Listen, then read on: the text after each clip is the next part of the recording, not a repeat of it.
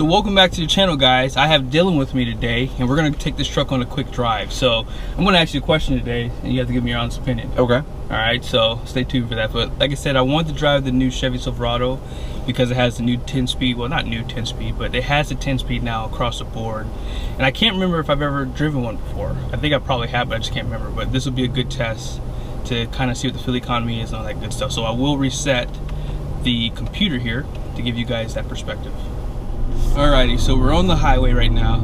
I guess it's kind of like the highway. Kind of, yeah. And we're gonna hop on the interstate too for you guys too. So one thing I love about half tons, because I drive a 3500 for majority of my trips, is how smooth these things are. And I think it's in part to that independent front suspension. Yeah, I'd definitely say so. I mean, there's just a difference between, like you said, with you driving a 1-ton. I mean, 70 miles an hour down the interstate, you're gonna tell. Oh yeah, absolutely. So, and if you're going on a long trip like that, I think a smooth ride is necessary. Very necessary, very necessary. And actually, do you feel the shifts? Yeah, a little bit.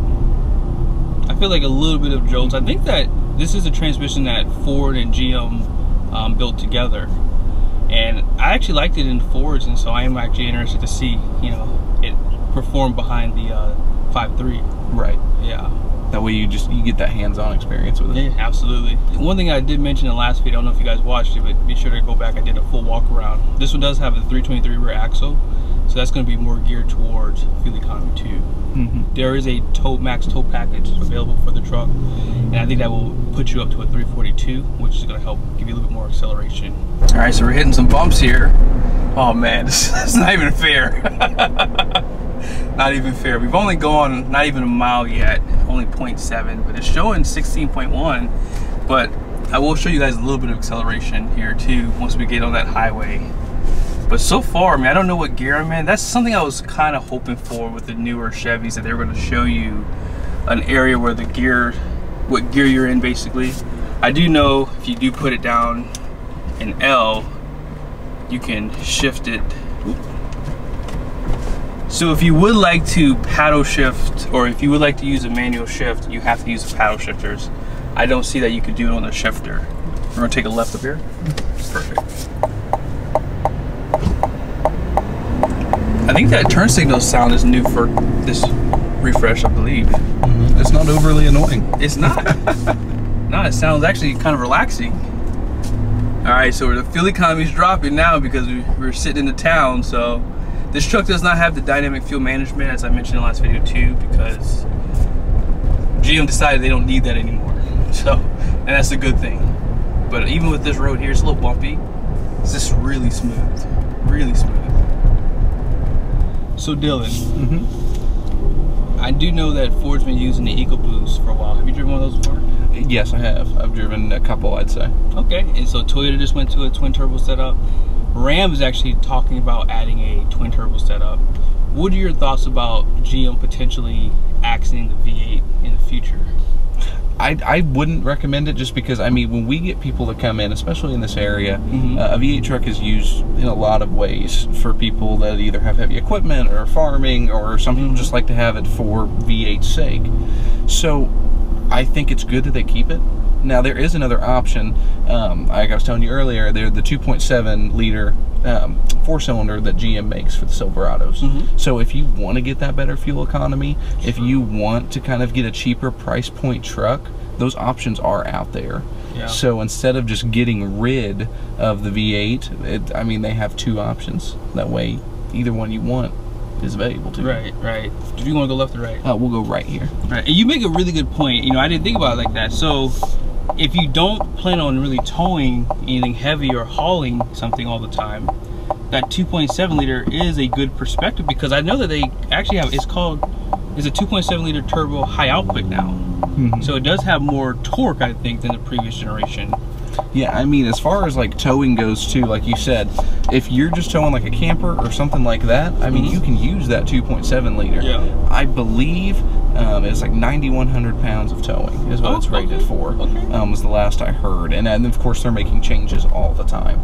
So I mean, if you have basic towing needs, you can still get that cheaper price point truck and take care of what you need to take care of. Good point, man. That's a good point. All right, so I'm gonna give you guys a little bit of acceleration. Make sure it's safe. in now.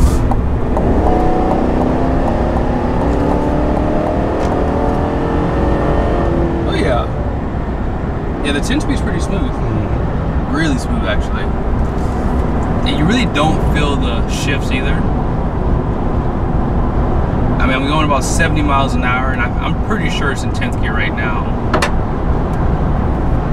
I'm gonna accelerate one more time.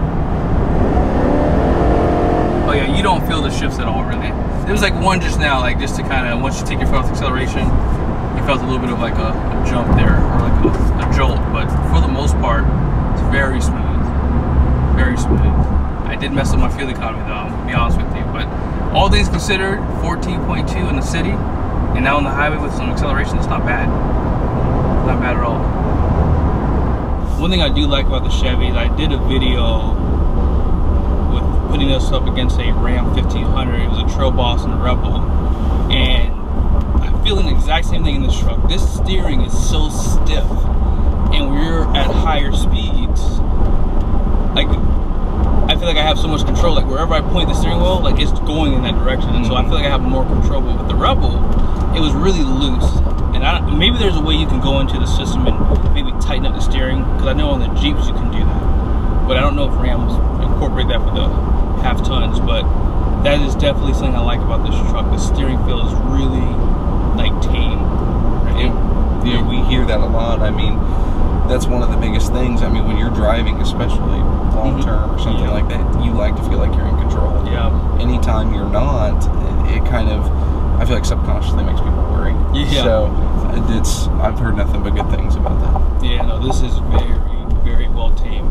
And it's something I would definitely put on my list. If you're looking at Toyota, Ram, Ford, this is a really great truck. I mean, even the brake feel in this thing is just really tuned well. And Chevy's always been a really good player in the half-ton segment. You can't ever mark a Chevy truck off, and this is definitely no exception. I do like this truck overall.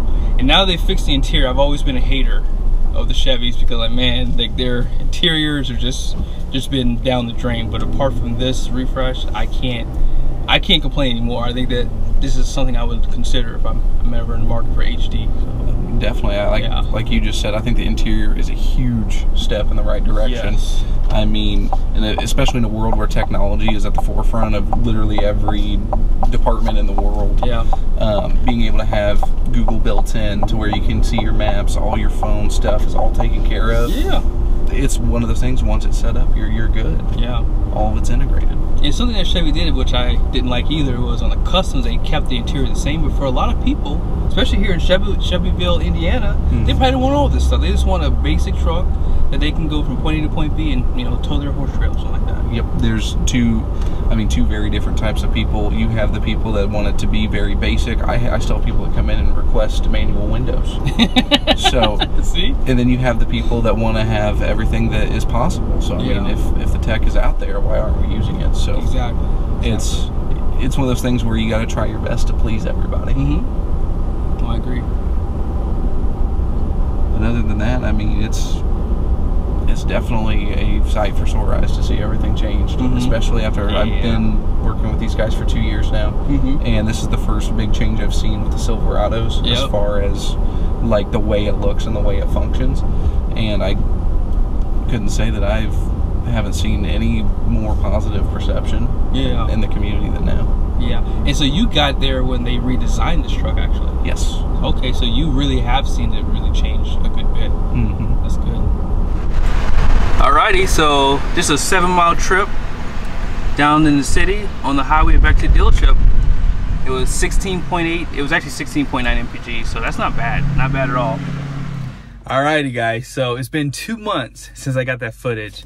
I have so much footage I haven't posted, and I've been kind of trying to go through and see what I want to post, and this is one of the videos I really wanted to post for you guys because I caught Dylan off guard with that question. He did a good job answering it. Most salespeople don't have that kind of experience to really answer that question at a high level like he did, and he really did a good job. So special shout out to Hubler in Shelbyville, Indiana. Be sure to ask for Dylan if you are in the market, if they have something that you like.